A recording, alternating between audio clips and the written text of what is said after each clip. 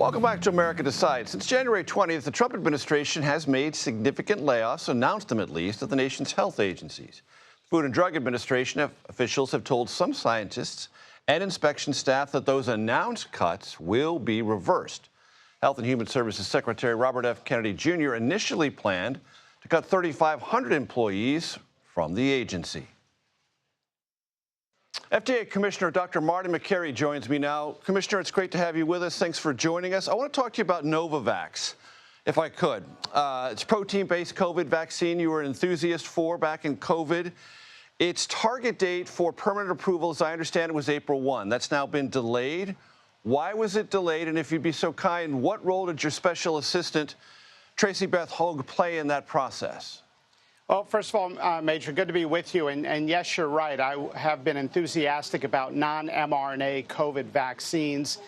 To help with people who have a tough time with taking mRNA vaccines, I felt that it could increase vaccination rates. The last study that we have showing that it has a clinical benefit was from 2020 and 2021, and it excluded people with prior COVID infection. Now, essentially, everyone has natural immunity. So it's my general feeling, not with this particular product, which I can't discuss in depth, but with drugs in general, that we need to know if they work today in order to be able to recommend them. So we are asking some companies in general to do clinical studies, a basic clinical study, so we can educate the population and have information to work with. Should a 12-year-old thin, healthy girl get a 7th COVID shot this year? I don't know the answer to that because we don't have good clinical data. We can get that data. And what about Tracy Beth Hogue? What role did she play in this evaluation process? Dr. Hogue is an amazing MD, PhD who has joined my staff as a special assistant to the commissioner, and she is involved in reviewing data sets at the agency, and I'm really excited to have her in the process. And she'll be involved in other approval procedures, I gather. She's an amazing, talented MD, PhD, and we're lucky to have her, and that is our job at the FDA, to review data. I'm a science guy. I come from Johns Hopkins. I've published 300 scientific peer-reviewed studies in my career, and so you're going to see gold standard science and common sense as two themes in this new FDA. And for COVID shots for next winter generally, is the FDA still planning to approve updates to those? We're taking a look. I can't comment on any particular application. As you know, we have a bunch of applications for those booster shots. Remember, Major, 85% of American healthcare workers said no to the last COVID booster. So we have a bit of a public trust problem. I think there's a void of data. And I think rather than allow that void to be filled with opinions, I'd like to see some good data. I know you like to describe these as target dates, not deadlines, but another drug, it was posted today, missed that target date for approval. Was that in any way due to reductions in force within the FDA?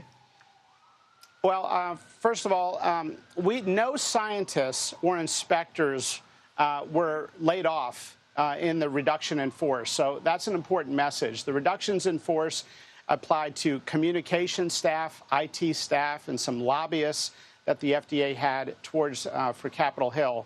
So we did not lay off any scientist or inspector at the FDA. We do have target dates. Generally speaking, we like to hit about 90% of those target dates. If a drug is very complex and our scientists believe that they need an additional few days or an additional week to get through all of that data or to design a study that they would like to see done by the company, then I think that's putting science first. The Biden FDA proposed cutting nicotine in cigarettes. Will you finalize that? I don't have any new information on a proposed rule, but we are taking a look at all of it, including vaping. Why are Chinese vaping products pouring into the United States? We've had a really lackadaisical approach to it. We've got vaping products with video games in the device designed to keep the kids addicted, and they're pouring into our border. When they hit one of the ports, if they're set aside by customs, if the FDA finds them to be in violation, which most of them are, then the companies do something called port shopping. They go to another port, and we're going to close that loophole. Also, why are we putting U.S. manufacturing facilities through the ringer and foreign manufacturing sites get scheduled inspections, unlike the surprise inspections in the United States. A scheduled inspection, Major, is no inspection, in my opinion. So we're going to move to more surprise inspections overseas because, in my opinion, that's what a real inspection is. Let me talk to you about drug safety labs. Detroit and Puerto Rico, they were closed down. They've been reopened. Maybe that's not exactly the proper terminology, but there was some reduction and then pulling those people back. And as I understand it, teams in both of those labs were let go. Have you reformed those teams? Are those both back up to speed?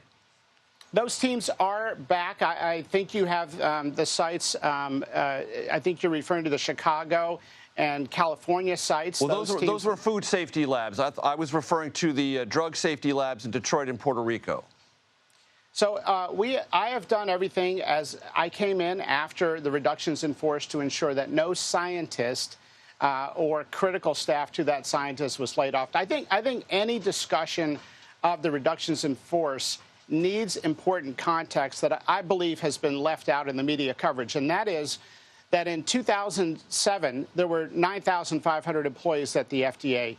It was 19,000, double that just several months ago. So there was a 100% increase in the number of employees at the FDA since 2007. So the reductions in force have been minor relative to that increase. And remember, these reductions in force at Health and Human Services are less by a percentage than the reductions that Clinton implemented when he was president.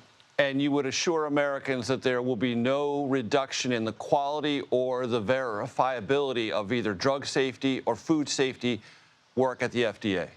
That's my job, Major. As you know, the FDA has not had a perfect record. Just look at Vioxx or OxyContin. There have been moments when it's been captured by the industry. It is supposed to regulate.